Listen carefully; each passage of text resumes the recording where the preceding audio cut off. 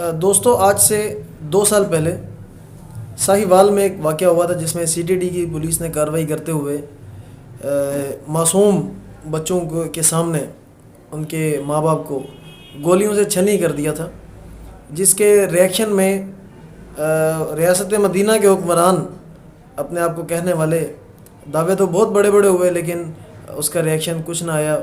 उसका इंसाफ ताहाल उन बच्चों को नहीं मिल सका और उनके लवाहिकीन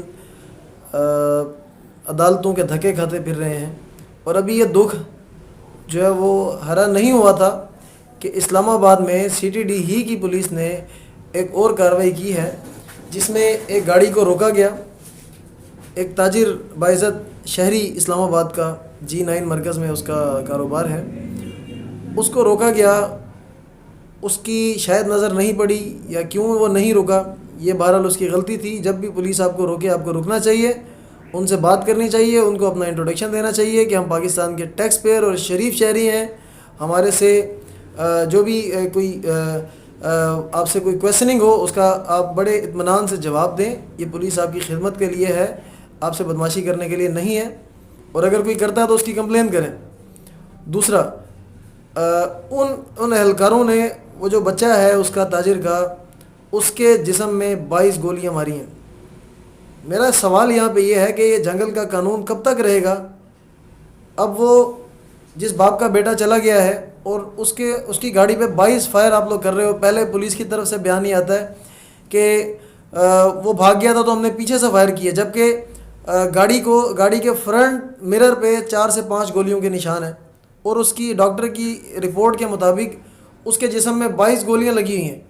यार, तुमने कोई इंडिया का दहशतगर्द पकड़ा था, आप लोग किस तरफ जा रहे हो।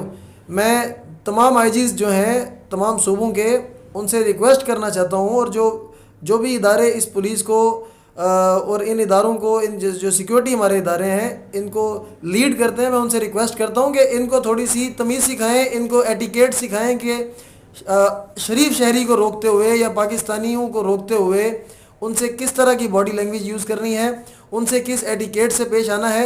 हम तो पिछले 10 साल से जाके यूनिवर्सिटीज़ में लेक्चर देते हैं और बच्चों को समझाते हैं। वही बच्चे जाके मुख्तलिफ़ इदारों में भी जाते हैं। वो तो जो हमारे लिंक में हैं उनको तो हम गाहे बगाहे समझाते रहते हैं, और उनको एटिकेट्स के हवाले से कि भाई आपने अगर किसी शहरी से मिलना है, रोकना है, तो उसका क्या तरीक़ाकार होना चाहिए।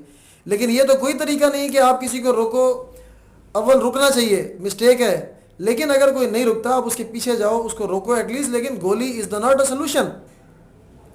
गोली को कब से आपने सोल्यूशन समझने लग गए हो।